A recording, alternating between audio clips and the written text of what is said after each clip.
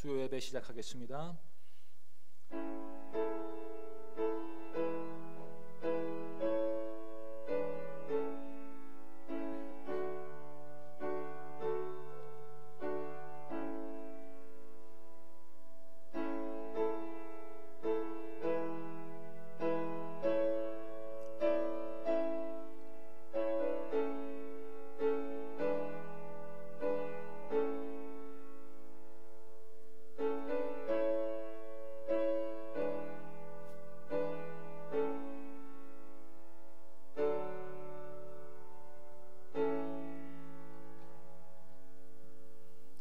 하나님 아버지, 오늘도 선하신 인도하심을 보이시어 저희로 하여금 예배 자리에 나오게 하시니 감사합니다.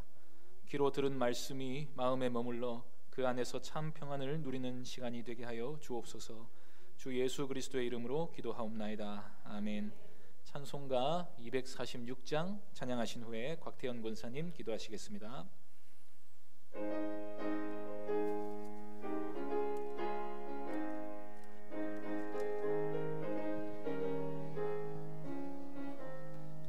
가나안 땅 귀한 성에 들어가려고 내 무거운 짐 벗어버렸네. 죄 중에 다시 방황할 일 전혀 없으니 저 생명 시냇가에 살겠네. 길이 살겠네, 나 길이 살겠네. 저 생명 시냇가에 살겠네. 길이 살겠네, 나 길이 살겠네. 저 생명 시냇가에 살겠네. 그 불과 구름 기둥으로 인도하시니 나 가는 길이 형통하겠네. 그 요단강을 내가 지금 건넌 후에는 저 생명 시냇가에 살겠네. 길이 살겠네, 나 길이 살겠네. 저 생명 시냇가에 살겠네.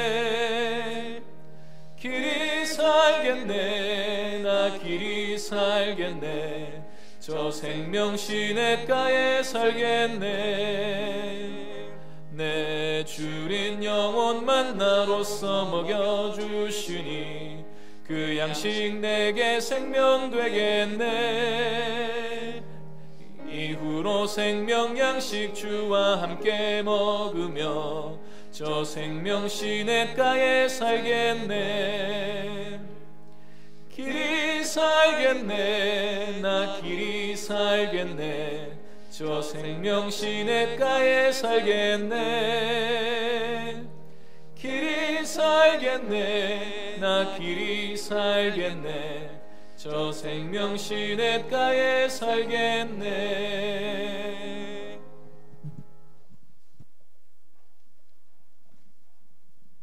기도드리겠습니다. 천지 만물을 지으신 하나님 아버지, 항상 우리를 사랑하시고 보호하심을 감사드립니다. 오늘 3일 저녁 예배를 드리게 하심을 감사합니다. 이 험한 세상을 살다 보니 알게 모르게 지은죄 용서해 주시옵소서. 말씀을 사모하고 은혜를 사모하여 이 자리에 왔습니다. 몸과 마음을 바쳐 하나님께 영광을 돌리게 하옵소서. 우리 목사님 말씀을 전하실 때 말씀의 능력을 주시고 성령으로 인도해 주시옵소서. 목사님의 가정에 평안을 주시고 우리 부교육자님에게도 함께하여 주시옵소서. 우리 교회 이전도 주님께서 인도하여 주시고 중직자를 세우시는데도 은혜를 주시고 기도로 무장하게 하옵소서. 코로나19로 인하여 많은 사람들이 어려움을 겪고 있습니다. 하루빨리 이 질병에서 벗어나게 하여 주시옵소서. 하나님께서 많은 기관들을 세우신 기관들을 주장하여 주시고 충성과 봉사로 쓰임받는 기관들이 되게 하여 주시고 영광을 돌릴 수 있게 하시옵소서. 다가오는 봄 성례식과 부활절을 맞아 하나님의 사랑과 은혜가 풍성하게 하여 주시옵소서. 충성과 봉사로 우리 문화교회가 물된 동상 같은 교회가 되게 하여 주시옵소서. 우리를 구원하신 예수 그리스도의 이름으로 기도드립니다. 아멘.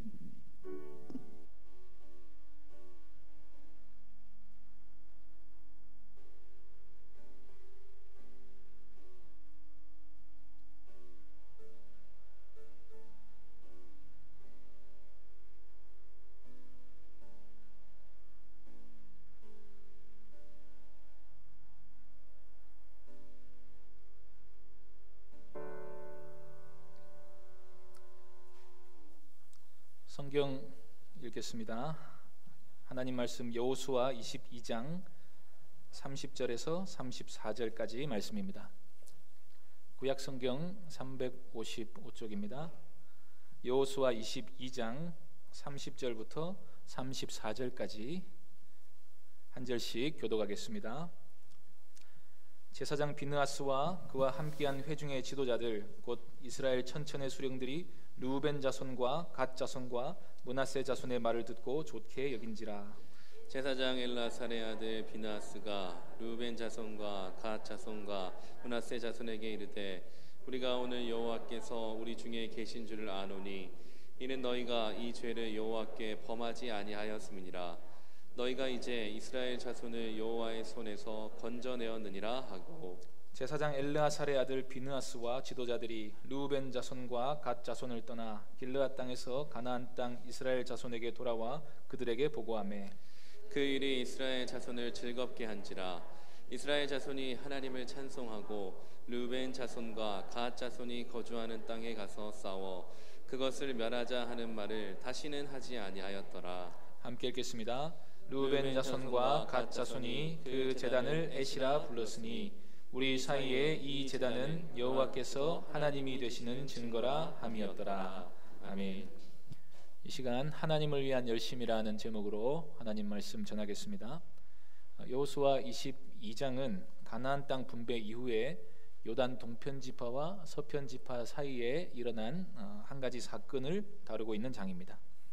하나님께서는 약속대로 가나안 땅을 이스라엘에게 주셔서 그들로 안식을 얻게 해주셨습니다. 아직 정복할 땅이 많이 남아 있었지만 각 지파별로 거주할 만한 땅이 충분히 확보가 되었고 분배도 다 마쳤습니다. 큰 전쟁은 끝났고 가나안 정복이 실제적으로 이루어진 것입니다. 이제 남은 성읍들과 족속들은 각 지파별로 천천히 몰아내도 충분할 정도였기 때문에 하나님의 약속이 다 성취된 것으로 말하고 있습니다. 보통 땅을 정복한다고 말할 때는 전쟁에서 군사들과의 전쟁에서 승리한다고 해서 곧바로 그 땅까지 접수할 수 있는 것은 아닙니다. 정복의 최종 단계는 그 땅에 실제로 사람이 거주하는 것입니다.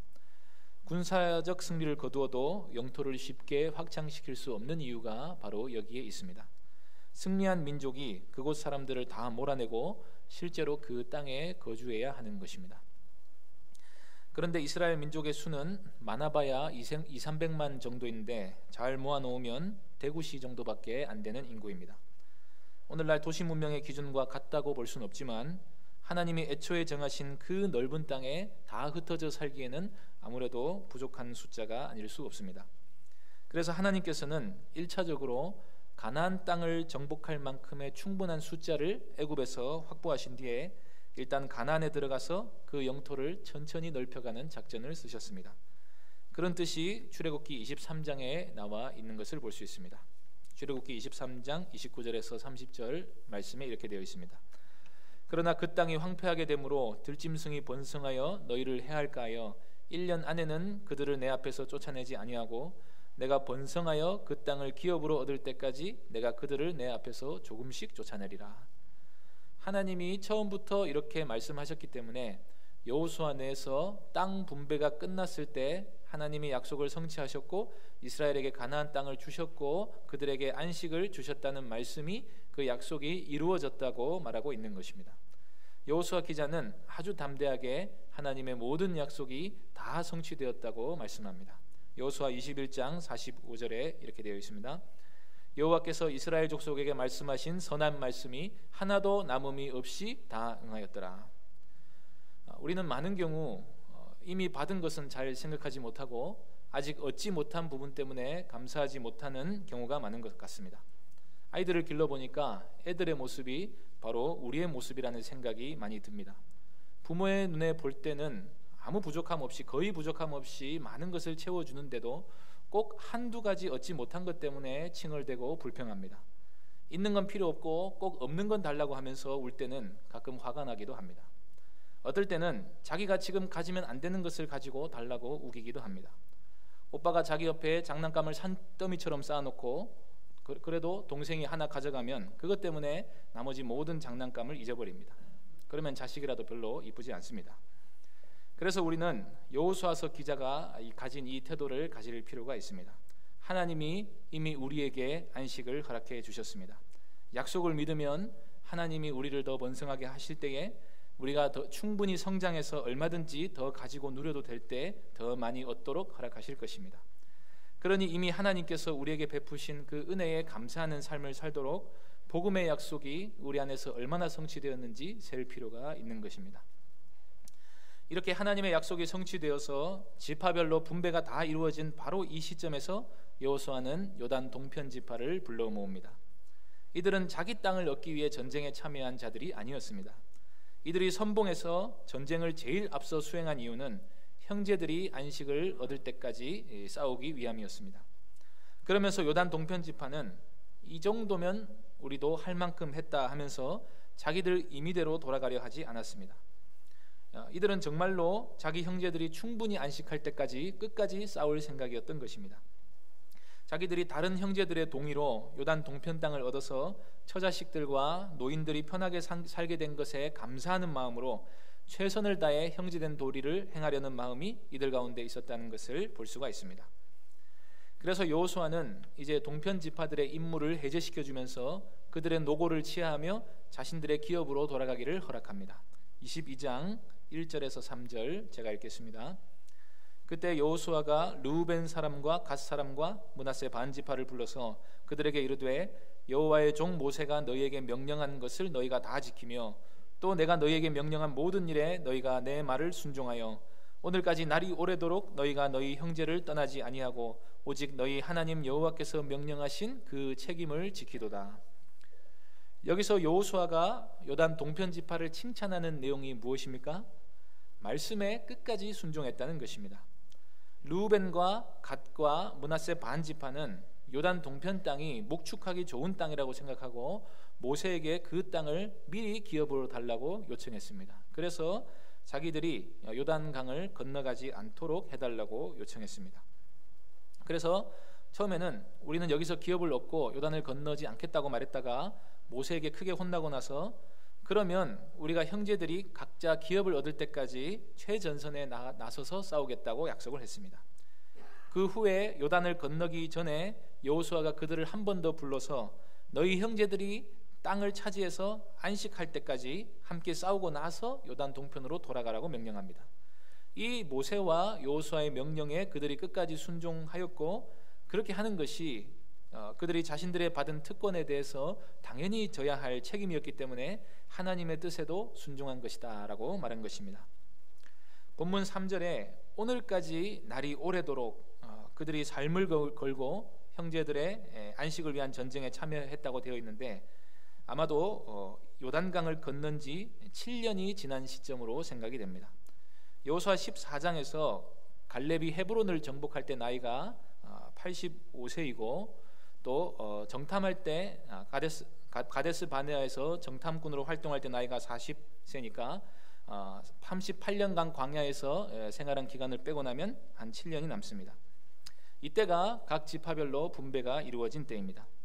물론 요단 동편 지파 모든 군인들이 7년 내내 고향을 떠나 전쟁을 참여한 것은 아니고 아마도 중간에 교대가 이루어졌겠지만 그럼에도 불구하고 이들은 하나님의 뜻에 순종하고 형제들에 대한 신실함을 지키기 위해서 자신들의 안위를 잠시 내려놓고 끝까지 책임을 완수했던 것입니다. 이것은 당연히 칭찬받아 마땅한 일이고 여호수아도 아주 적절한 시점에 이들을 돌려보내면서 그 수고를 잊지 않았음을 볼 수 있습니다. 교회 안에서도 보면 아무도 알아주지 않는 수고를 아무 보상 없이도 묵묵히 해내시는 분들이 있습니다. 그러면서도 자기를 드러내지 않고 하나님만을 자기의 보상으로 여기면서 끝까지 하나님께로부터 받은 은혜에 대한 책임을 다하시려는 분들이 있습니다. 그런 분들은 물론 내가 이 땅에서 보상을 다 받아버리지 않도록 오른손이 한 일을 왼손이 끝까지 몰라줬으면 하는 마음으로 하시겠지만, 공동체가 그 수고를 알아주고 잘한 것은 잘했다고 말해주면 거기에서도 교회의 충만함이 발생하는 것입니다. 저도 가끔 교회를 제대로 잘 섬기지 못하는 저의 부족함 때문에 낙심하려는 마음이 들 때 꼭 한두 분씩 작은 수고라도 알아주시고 격려해 주시는 분들이 말씀을 해주시는데, 그러면 다시 힘이 생기는 것을 경험합니다. 또 반대로 저의 못난 이야기이긴 하지만, 제가 20살 청년 때 교회에서 반주를 했었는데 일주일에 6일을 출근을 했습니다. 교회 행사라는 행사는 다 뛰어다녔는데 물론 섬기는 게 좋아서 한 것입니다. 자기가 좋아서 한 것입니다. 그런데 조금 무리를 한 것이요. 그래서 차츰 한두 군데 내려놓고 일을 좀 줄이려고 했더니 여기저기서 저 청년이 믿음이 떨어진 게 아닌가 하는 이야기를 듣고 상당히 상심한 적이 있었습니다. 봉사하는 사람이 남들이 자기를 알아주기를 바라는 마음에 사람들의 인정을 보상으로 삼고 일하는 것도 문제가 있지만, 봉사자들의 수고를 마치 당연한 것처럼 여기고 적절한 인정을 해주지 않는 것도 잘못된 일입니다. 그래서는 교회 공동체가 충만함을 누릴 수 없는 것입니다. 하나님께서도 하나님의 나라에서 우리가 섬긴 일에 대한 칭찬과 보상이 있을 것이라고 말씀하셨습니다. 하나님이 우리를 칭찬하시는 이유는 우리 행위가 하나님 보시기에 인정할 만한 것이 있어서가 아니라 하나님이 우리를 사랑하시기 때문입니다. 그래서 우리가 잘하려고 하면서 노력한 부분에 있어서 칭찬을 해주시면서 우리에게 충만함을 주려고 하시는 것입니다. 그러니 우리 역시도 우리들의 안식을 위해서, 공동체의 충만함을 위해서 자신의 삶을 기꺼이 내어놓고 섬기는 봉사자들, 섬기는 성도들의 수고를 알아주고 그 노고를 치하해주는 입술을 결코 아끼지 말아야 할 것입니다. 여호수아는 하나님의 뜻에 전적으로 순종한 그들의 노고를 적절히 치하해주면서 요단강 동편으로 송별하기 전에 마지막 당부의 말씀을 전합니다. 그 내용은 한마디로 말하면 하나님만을 섬기라는 말입니다. 5절 말씀 보시겠습니다. 오직 여호와의 종 모세가 너희에게 명령한 명령과 율법을 반드시 행하여 너희의 하나님 여호와를 사랑하고 그의 모든 길로 행하며 그의 계명을 지켜 그에게 친근히 하고 너희의 마음을 다하며 성품을 다하여 그를 섬길지니라 하고. 우리말에 거리가 멀면 마음도 멀어진다는 말이 있습니다. 안 그랬으면 좋겠지만 불행히도 이 말이 현실인 경우가 많습니다. 요단강이라는 지역적 경계는 아무래도 동편 지파를 분리시키고 고립시킬 가능성이 있었습니다. 이럴 때 여호수아는 우리가 한 하나님의 백성임을 나타내는 표지는 바로 하나님을 합당하게 섬기는 일이라는 사실을 말해줍니다. 여호수아는 이 하나님을 섬기는 일을 여러 가지로 표현했습니다. 첫째는 율법을 반드시 지키라는 것입니다. 동편 지파 역시도 하나님의 율법을 배우고 익히고 그대로 행해야 했습니다. 둘째는 하나님을 사랑하라는 것입니다. 율법의 모든 계명은 하나님을 사랑하라는 말씀으로 요약될 수 있습니다. 말씀을 지킬 때 기계적으로 의무감만 가지고 하는 것이 아니라 하나님을 친근히 여기는 마음으로 우리의 온 존재를 걸어 사랑함으로써 해야 합니다. 여기서 친근히 여긴다는 말은 원어로는 달라붙어 있으라는 말입니다. 하나님께 꼭 달라붙어서 하나님의 모든 법을 지켜 행하는 것이 하나님을 바르게 섬기는 것이라는 말씀입니다. 이 말은 우상 숭배를 멀리해야 한다는 것을 간접적으로 드러내줍니다. 가나안 땅을 정복한 이스라엘 백성들이 가장 경계해야 할 것이 바로 우상 숭배였습니다. 우상들은 하나님을 참되게 섬기지 못하게 합니다. 하나님을 섬기는 방식에도 그릇된 영향을 미칩니다. 하나님은 우리가 친근히 할 수 있는 분이십니다. 우리의 진정한 사랑의 대상이십니다. 그래서 그분을 섬기는 방법은 말씀을 잘 듣는 것입니다. 그런데 우상 숭배자들은 자신들이 섬기는 신의 말을 듣는 데 관심이 없습니다. 그저 재물만 많이 갖다 바치면 재난을 피하고 소원이 이루어질 것으로 생각을 합니다. 율법을 멀리하고 우상을 가까이 하면 하나님을 그와 같은 저급한 신으로 대할 가능성이 있습니다. 그래서 여호수아는 특별히 하나님을 섬기는 이 일을 하나님께 대한 사랑과 말씀에 대한 순종으로 요약하여 전한 것입니다. 오늘날 교회가 분열되고 충만함을 누리지 못하는 가장 근본적인 이유가 바로 여기에 있습니다.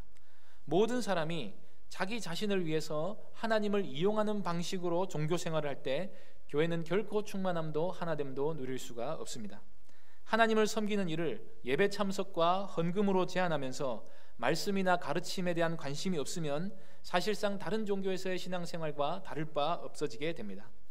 또 하나님을 사랑하는 마음이 없이 오로지 직적인 관심과 교양을 만족시키기 위한 차원에서 귀를 만족시키는 설교를 쫓아다니는 것 역시도 하나님을 바르게 섬기는 자세라고 말할 수 없습니다. 그런 종교 생활로는 서로 사랑하라 하신 율법의 정신을 결코 성취할 수 없는 것입니다. 자기 자신이라는 우상을 버리고 하나님만 섬기는 참다운 신앙생활을 해낼 수가 없게 됩니다. 사람마다 소견에 오른 대로 자기가 기준이 되어서 옳고 그름을 정의해버리고 나면 그 공동체는 분열의 과정을 겪을 수밖에 없습니다. 우리를 하나로 묶어주고 교회에서 사랑의 교제로 인한 충만함을 누리게 하는 길은 모두가 한 하나님을 한 진리가 한 사랑 가운데서 참되게 섬기는 길뿐입니다. 그래서 어떤 신학자는 교회의 하나됨은 교리의 하나임을 전제로 해야 한다고 말했습니다. 하나님의 백성의 공동체는 한 하나님 안에서 한 진리 안에서 서로 사랑할 때만이 충만함을 누릴 수 있는 것입니다. 그 일을 위해서 우리는 모두가 같은 진리를 가지고 한 분 그리스도를 향해 있어야 한다는 것입니다. 이 일이 이루어지기만 하면 우리는 교회 안에서 성별이나 연령이나 직업이나 학력이나 출신이나 과거사나 지역적인 모든 경계를 넘어서 한 하나님의 백성으로서 살아가는 기쁨을 누릴 수 있게 될 것입니다. 그런 의미에서 여호수아는 요단 동편 지파에게 지역적 경계를 넘어서는 유일한 길은 여호와 하나님을 율법을 따라 참되게 섬기는 길뿐이다 하는 말로 마지막 권면을 한 것입니다.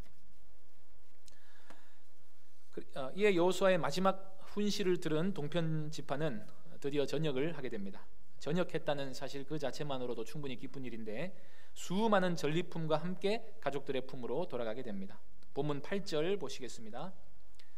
말하여 이르되 너희는 여호수아가 말하고 있습니다. 너희는 많은 재산과 심히 많은 가축과 은과 금과 구리와 쇠와 심히 많은 의복을 가지고 너희의 장막으로 돌아가서 너희의 원수들에게서 탈취한 것을 너희 형제와 나눌지니라.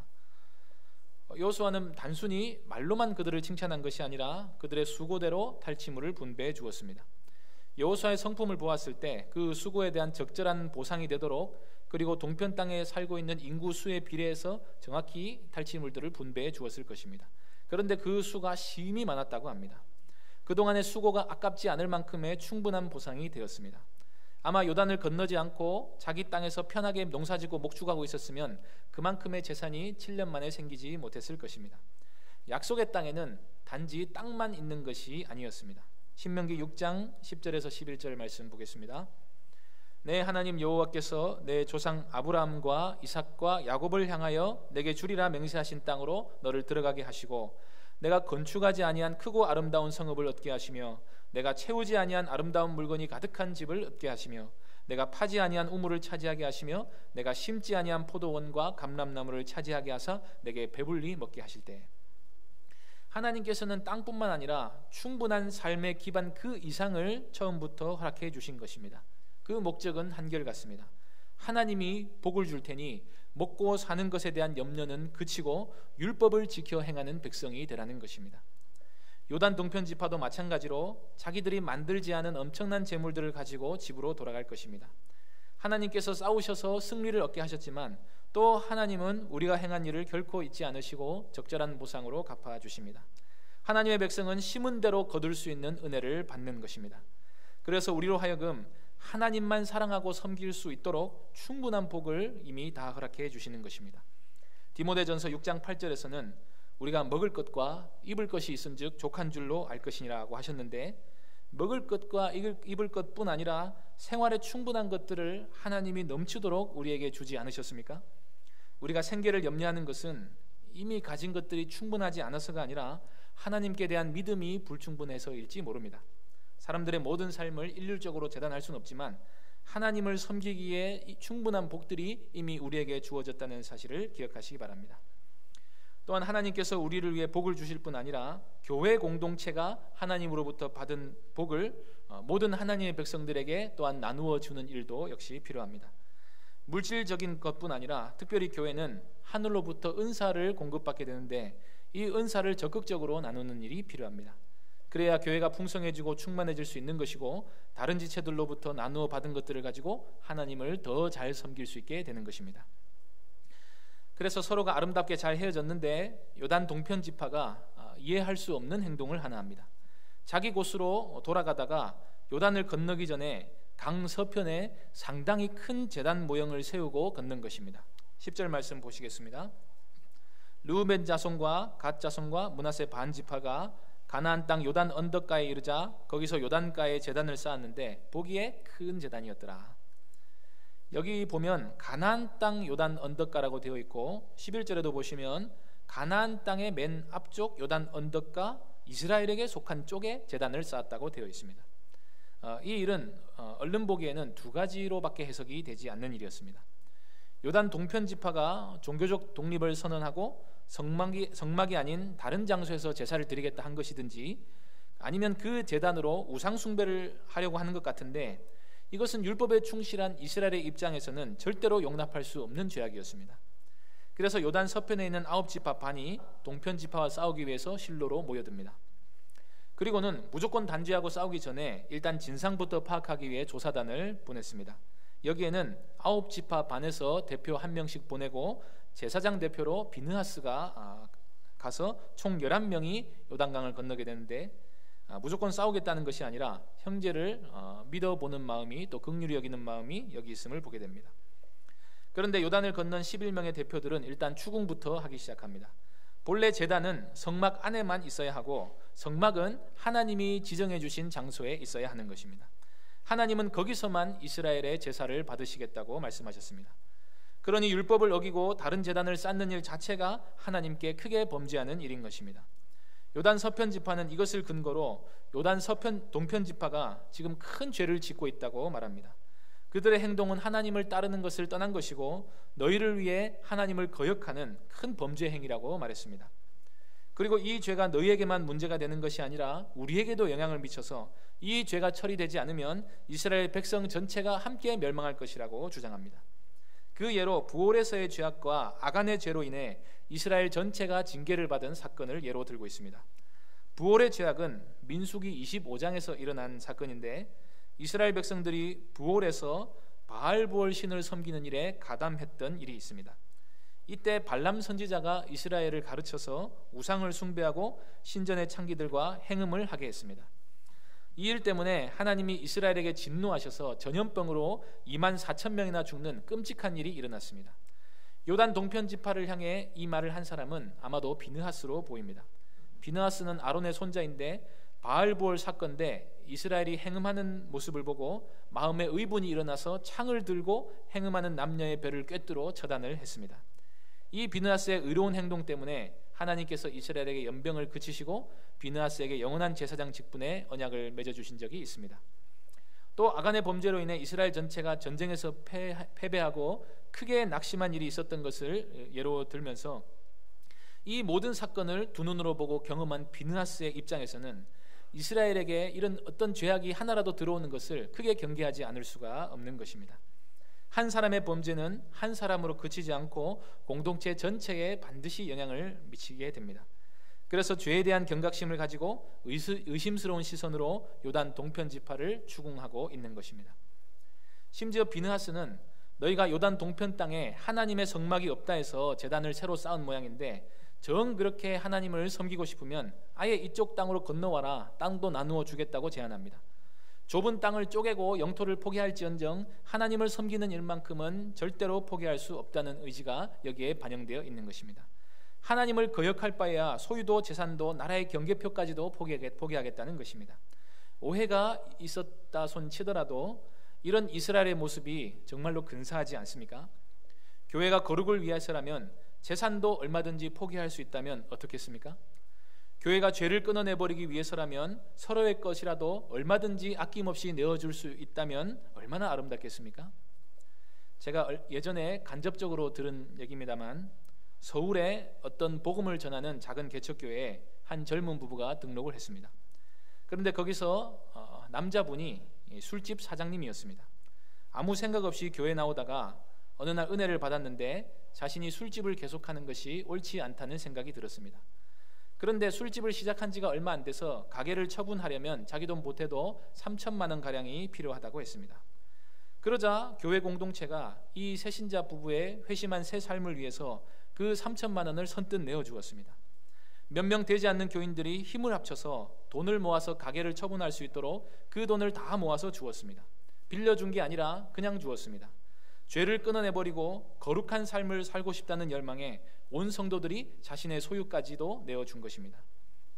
지금 이스라엘의 모습이 그와 같습니다. 요단 동편 땅은 서편 땅과 맞먹는 크기의 넓은 땅이고 광활한 목초지가 있는 아름다운 땅입니다. 그런데 그 땅에서 하나님 섬기기가 어렵겠거든 포기하고 건너오라는 것입니다. 하나님을 바르게 섬기는 일보다 세상에서 중요한 일은 없다고 스스로 생각하고 있는 모습입니다. 또 하나님을 거역하는 일보다 두려운 일은 세상에 없다고 인식이 되어 있는 모습입니다. 이렇게 하나님을 경외하는 백성이 바로 거룩한 백성인 것입니다. 그러자 요단 동편 지파가 지금 제기된 의혹에는 오해가 있다고 말합니다. 만일 자신들이 이 제단을 하나님을 거역하기 위해서나 실제 제단으로 쓸 목적으로 쌓은 것이라면 자신들이 벌을 받아도 좋다고 맹세까지 하며 말을 시작합니다. 요단 동편 지파가 강가에 제단 모형을 쌓은 이유는 한 가지입니다. 이들은 강을 건너기 전에 한 가지 생각을 했습니다. 이 강을 경계로 우리가 나중에 이방인 취급을 당하지는 않을까 하는 우려가 들었던 것입니다. 성막이 서쪽에 있었기 때문에 자신들이 하나님의 백성의 공동체로부터 배제되는 불상사가 일어날 가능성이 충분히 있겠다는 생각이 들었습니다. 그래서 이들이 제단을 쌓은 목적은 한 가지입니다. 요단 동편 지파도 같은 이스라엘 백성들로서 한 하나님을 섬기는 백성들이라는 사실을 분명히 증거하기 위해서입니다. 똑같이 약속을 받은 백성, 약속의 성취를 경험한 백성, 하나님께로부터 기업을 분배받은 백성, 하나님을 섬기는 백성이라는 사실을 보여주는 기념물일 뿐이라고 해명을 했습니다. 그래서 그들은 이 제단을 제단이라고 부르지 않고 제단 모형이라고 말합니다. 이 모형은 제사를 드리기에는 부적합한 모습을 가지고 있습니다.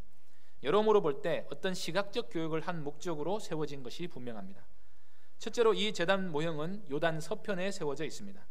만일 번제를 드릴 목적으로 세웠다면 요단 동쪽에 세웠을 것이고 강가에 세우지도 않았을 것입니다. 두 번째로 이 모형은 제사를 드리기에는 너무나 큰 사이즈였습니다. 이렇게나 크게 제단 모형을 만든 이유는 강 동편에서도 잘 보이게 하려고 그런 것입니다. 그래서 후손들이 저것이 무엇이냐고 물을 때 제단 모형은 너와 나의 연결고리다 라고 말하려 했다는 것입니다. 이것을 일부러 요단 서편에 세워서 요단 서쪽 지파가 동편 지파를 잊지 않게 하려는 뜻이 있는 것입니다. 단지 증거가 되게 할 뿐이다 라고 말했지만 사실은 요단 동편 지파가 오해를 사게 한 측면도 있기는 합니다. 굳이 잘못을 이야기하자면 그런 생각이 있으면 떠나기 전에 여호수아나 비느하스나 이스라엘의 지도자들과 먼저 상의하고 자신들의 염려를 털어놓는 게 옳았습니다. 그런데 요단 동편 지파는 이 큰 일을 다른 지파 땅에서 진행하면서도 아무런 상의 없이 했습니다. 아마도 자신들의 동기가 선하니까 괜찮을 거라 생각하고 일을 진행했던 것 같습니다. 우리는 여기서 동기가 아무리 선하다 할지라도 오해를 살 문제 같으면 공동체를 이해시키려는 노력이 반드시 필요하다는 사실을 배우게 됩니다. 또 한 가지 문제는 요단 동편 지파가 굳이 제단 모형을 만들었다는 것입니다. 제단 모형을 만든 동기는 이해가 됩니다. 자신들과 다른 이스라엘 백성들을 연결시켜주는 것은 그 무엇보다도 예배에 있다고 판단했던 것 같습니다. 이것 역시도 선한 동기에서 나온 것입니다. 요단 동편 지파는 하나님을 섬기지 못한 일을 가장 두려운 일로 여겼습니다. 그래서 후손들도 하나님을 섬기는 일을 잊지 않게 하고 서쪽 지파에게도 배제되지 않도록 굳이 제단 모형을 만든 것입니다. 그런데 율법의 근거에서 보면 다른 제단을 세우는 일은 큰 범죄에 해당하기 때문에 이들이 동기가 순수했던 만큼 방법이 그렇게 선했다고 말할 수는 없을 것 같습니다. 형제들을 오해하게 하기 충분한 일을 했던 것입니다. 고린도전서 8장에 보면 사도 바울이 만일 내 형제로 실족하게 할 것 같으면 나는 영원히 고기를 먹지 않겠다는 말을 합니다. 어떤 지역에서는 고기라고 하면 무조건 우상에게 바쳐졌다가 시장에 나온 고기일 수 있습니다. 그래서 믿음이 연약한 성도들은 고기를 절대로 먹지 않았는데 사도가 믿음이 있다고 고기를 먹어버리면 그 형제가 실족하게 될 위험이 있다는 것입니다. 만일 그럴 것 같으면 자신은 굳이 오해를 살 일은 하지 않겠다. 고기 안 먹어도 된다. 형제가 오해해서 실족하지 않는 게 더 중요하다고 말한 것입니다. 이것이 율법의 정신이죠. 요단 동편 지파는 자신들이 목적이 있어서 주의하고 이 같은 행동을 했다고 했지만 좀 더 주의했더라면 제단 모형을 세우는 일 대신에 다른 기념비를 세우는 게 더 나았을 수도 있습니다. 하나님 나라를 섬기는 일에는 이처럼 신중함이 필요한 것입니다. 그럼에도 불구하고 이들에게 분명히 칭찬할 만한 점이 있다면 이들이 그 무엇보다도 하나님을 섬기는 일에서 멀어지게 될 것을 가장 두려워했다는 것입니다. 하나님의 은혜에서 멀어지는 일을 가장 두려운 일로 여기고 하나님으로부터 오는 복만을 온전히 사모했습니다. 그래서 자신들뿐 아니라 자자손손 하나님의 백성의 지위를 박탈당하지 않기 위해서 어떻게 하면 좋을까를 고민했다 하는 것이 이들이 칭찬받을 점입니다. 그러자 비느하스와 이스라엘 회중의 지도자들이 이 말을 듣고 너무나 기뻐합니다. 혹시나 했던 생각이 결국에 오해에 불과했음이 밝혀진 것입니다. 오히려 이스라엘 공동체가 하나님을 섬기기 위한 열심으로 가득 차 있는 것을 확인했습니다. 우리는 교회 내에서 나와 다른 방식으로 일을 하는 사람을 보면 이해가 되지 않는다며 고개를 저을 때가 있습니다. 그럴 때 오해하고만 있지 말고 가서 물어보면 다 그만한 이유가 있음을 알게 될 것입니다. 그렇게 해서 오해를 풀고 이것이 다 하나님을 섬기기 위한 열심에서 나온 것이고 무엇보다도 신앙을 중심으로 살아가고 있는 모습이 확인이 되면 오히려 그 때문에 더 기뻐하게 되는 것입니다. 진리의 문제를 건들지 않는 이상 우리는 최대한 이해하려고 하고 오해를 풀기 위한 노력을 해야 합니다. 그래야 우리 공동체가 충만한 기쁨을 누릴 수 있습니다. 여호수아 22장에서 우리는 은혜로 충만한 공동체의 몇 가지 특징을 보게 됩니다. 첫째로 은혜가 충만한 공동체는 서로의 수고를 알아주고 필요를 채워주는 공동체입니다. 둘째로 충만한 공동체는 작은 죄에도 민감하게 반응하고 그 죄를 없애려는 노력을 하는 공동체입니다. 이스라엘이 번제단 쌓은 일에 대해 진상을 조사하려고 했던 일은 옳은 일이었습니다. 만일 다른 제단을 쌓는 모습을 보고도 가만히 있는다면 그 공동체가 거룩하다고 말할 수 있겠습니까? 내가 보기에 옳지 않은 어떤 일을 일일이 지적하라는 말이 아니라 말씀에 근거했을 때 명백한 죄악이 공동체 내에서 발견이 되면 그 죄가 교회에 퍼지지 않도록 애쓰는 노력이 교회 가운데 있어야 한다는 것입니다. 셋째로 충만한 공동체는 하나님의 은혜로부터 멀어지는 것을 아주 두려워합니다. 처음에 코로나 때문에 예배를 드리지 못하게 되었을 때 보통 교인들의 반응은 두 가지로 나타났습니다. 이번 기회에 양심의 거리낌 없이 교회를 좀 쉬어보자 하는 경우와 예배 드리지 못해서 너무나 괴로워하는 경우가 나타났습니다. 정말 하나님을 사랑하고 경외하는 마음이 있으면 예배 드리는 일이 괴로운 게 아니라 예배를 드리지 못하는 게 훨씬 더 괴로운 일입니다. 가서 찬양하고 말씀 듣고 기도하고 은혜 받고 충만한 상태로 삶을 살아야 하는데 그 기쁨으로 사는 건데 예배를 드리지 못하게 하면 어떻게 살라는 말입니까? 그런 마음으로 하나님의 은혜에서 멀어지는 것을 두려워하는 마음이 온 교회에 충만하게 되면 그 공동체에 소망이 있는 것입니다. 이 모든 모습을 한마디로 하면 충만한 공동체는 거룩한 공동체라고 말할 수 있을 것입니다. 하나님께 대한 바른 열심은 거룩에서 나오는 것입니다. 하나님을 사랑하고 그의 명령에 순종하고 그 얼굴을 사모하는 마음이 바로 거룩입니다. 이 거룩에서 바로 경건한 삶이 나옵니다. 그 경건을 추구한 결과로 어떤 사람은 제단 모형을 쌓을 수도 있을 것입니다. 오해할 만한 일을 할 수도 있습니다. 제가 신학교 때 프로젝트로 김교신 선생에 관한 연구를 한 적이 있습니다. 일제강점기 때 우리나라 대표적인 무교회주의자인데 무교회주의는 말 그대로 신앙생활할 때 교회에 필요 없다. 교회에 나가지 않고 신앙생활하는 그런 사상을 가진 사람들을 말합니다. 그런데 교회는 안 나가고 이분이 개인적인 성경 읽기와 경건 생활을 강조했기 때문에 기성교회로부터 아주 많은 비판을 받았습니다. 신학적으로 잘못이 됐다, 교리적으로 틀렸다, 이단이다 이런 정죄를 많이 받았습니다. 그런데 제가 그때 연구하면 할수록 이분이 교회 자체를 부정한 것은 아니라는 생각이 들었습니다. 그리고 경건의 수준에 있어서도 아주 이분을 따라갈 분이 없다는 생각이 들었습니다. 그 마음의 선함과 순수함 이런 것들이 아주 투명하게 비춰졌습니다. 하나님을 위한 열심과 말씀을 사모하는 그 사모함이 참 우리가 따라가기에 벅찰 정도다 하는 생각이 들었습니다. 그렇다면 교회를 열심히 다니면서 대충 신앙생활하는 우리가 진짜 신자인지 이렇게 하나님 앞에서 자신을 쳐서 복종하면서 말씀을 가까이 하기에 힘쓰는 무교회주의자가 진짜 신자인가, 그런 생각까지 들게 되었습니다. 이분은 일제강점기 때 고등학교 지리교사로 있으면서 성서조선을 간행하다가 그 때문에 일제에 찍혀서 감옥에 들어가게 됐는데, 그 뒤로는 교사에 복직하지 못하고 그래서 생계를 위해서 질소 비료 공장에 들어가서 노동자들과 함께 시간을 보내게 됐습니다. 그런데 막상 공장에 가보니까 노동자들이 술과 도박과 아주 싸움으로 방탕한 생활을 하고 있는 것을 보았습니다. 그래서 그들의 삶을 변화시키기 위해서 아주 애를 썼습니다. 그러면서 일하기 전에 새벽에 일찍 일어나서 헬라어 성경으로 20분간 묵상을 하고 매일 기도하기를 반복했더니 그 자리에 수많은 노동자들이 참석을 했고 노동자들의 삶도 차츰 변화되었다고 합니다. 그래서 물론 무교회주의가 무조건 옳은 것은 아닙니다만은 다른 사람의 신앙의 모습을 한두 가지만 보고 겉모습으로 무조건 비판할 일은 아니라는 것입니다. 김교신 선생이 무교회주의자가 된 것은 교회로부터 여러 가지 상처를 받았기 때문입니다. 제도화된 교회가 성경 말씀을 죽인다는 생각 때문에 스스로 무교회주의자가 된 것이지 결코 비가시적인 참된 교회로부터 멀어진 적은 없어 보였습니다. 오히려 이분은 구원받은 신자이지만 참된 거룩과 경건을 추구하다가 참된 교회에 관한 어떤 오해를 했을 뿐이라는 사실을 우리가 생각해 볼 수 있습니다. 그럴 때 누가 가서 비판만 할 것이 아니라 이해하려는 자세로 좀 더 진지한 대화를 했더라면 바른 교회를 세우기 위해 애쓰는 분이 되지 않았을까, 그런 가능성도 있지 않을까 하는 생각을 했습니다.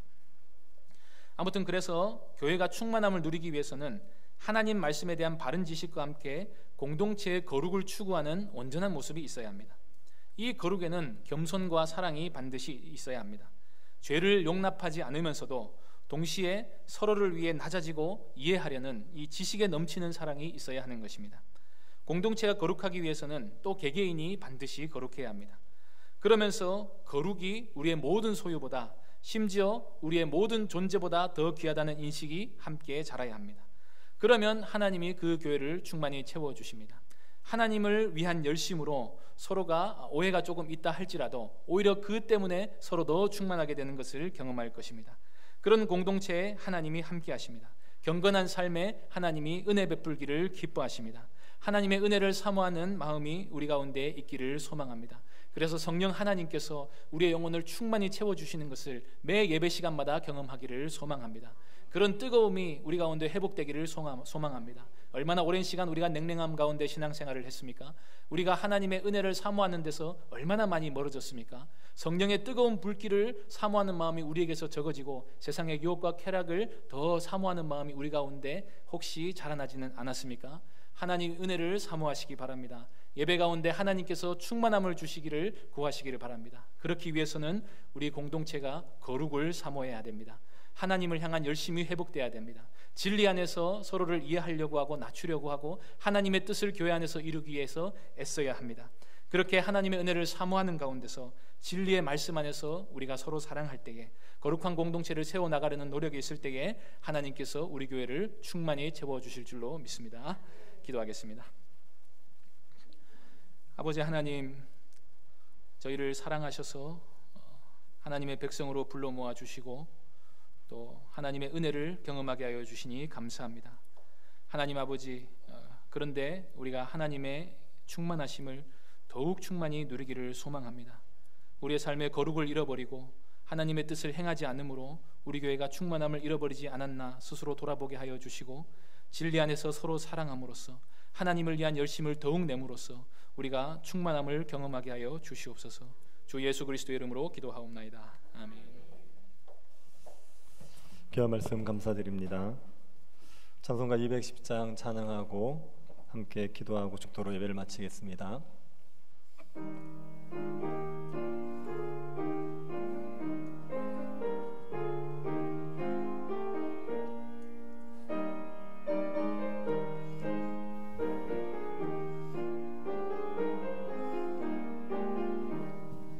시온 성과 같은 교회 그의 영광 한없다. 허락하신 말씀대로 주가 친히 세웠다. 반석 위에 세운 교회 흔들 자가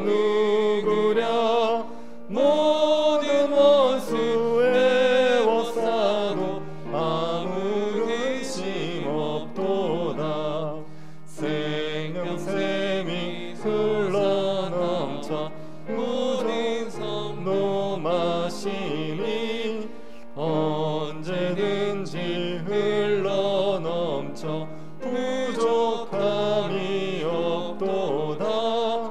이런 물이 흘러가니 목마를 자 누구랴. 주의 은혜 풍족하여 넘치고도 넘친다. 주의 은혜 내가 받아 시온 백성 되는 때 세상 사람 비방해도 주를 찬송하리라. 세상 어때 모든 영광 아침 안개 같으나 주의 자녀 받을 복은 영원 무궁하도다.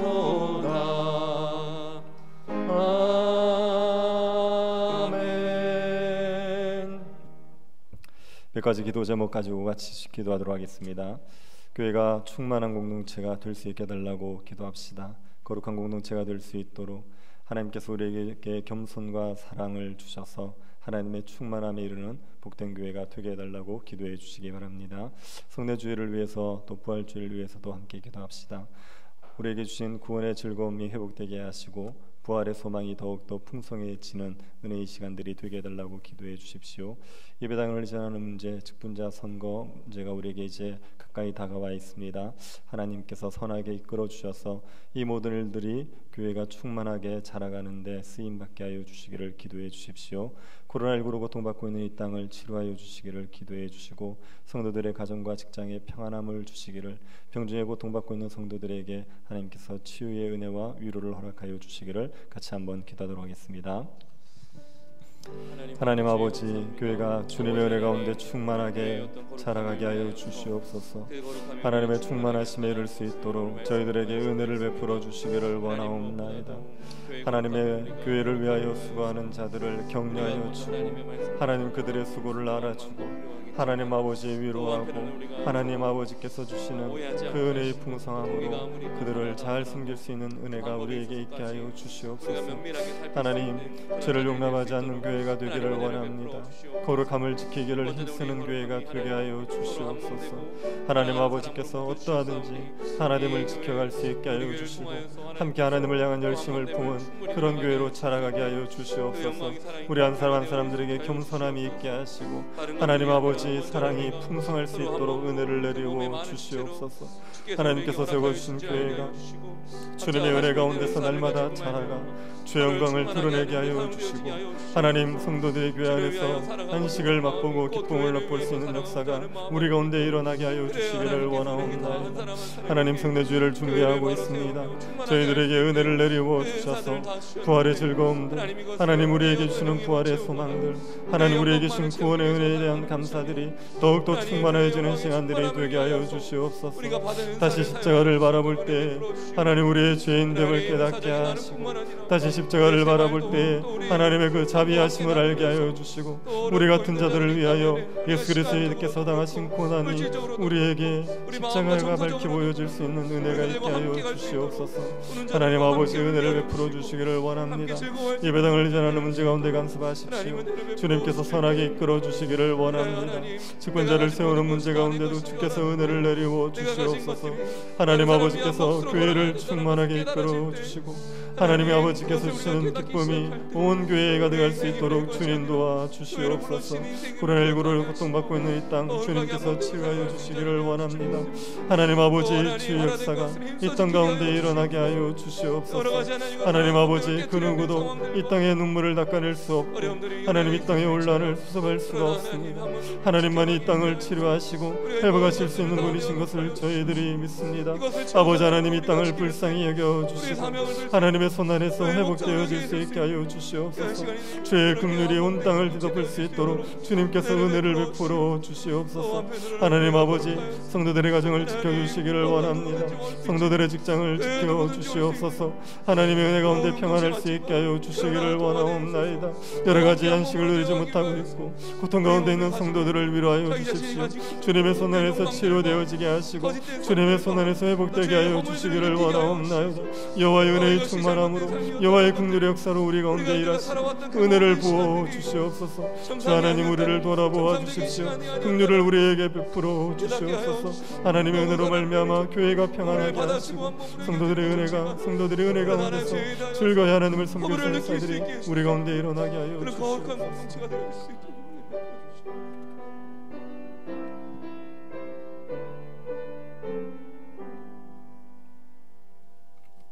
지금은 우리 주 예수 그리스도의 은혜와 하나님의 사랑과 성령의 교통이 유로하심이 교회의 거룩함을 지키기를 소원하며 교회를 사랑과 겸손으로 섬기기 소원하는 모든 성도들에게 지금으로부터 영원토록 함께 있을지어다.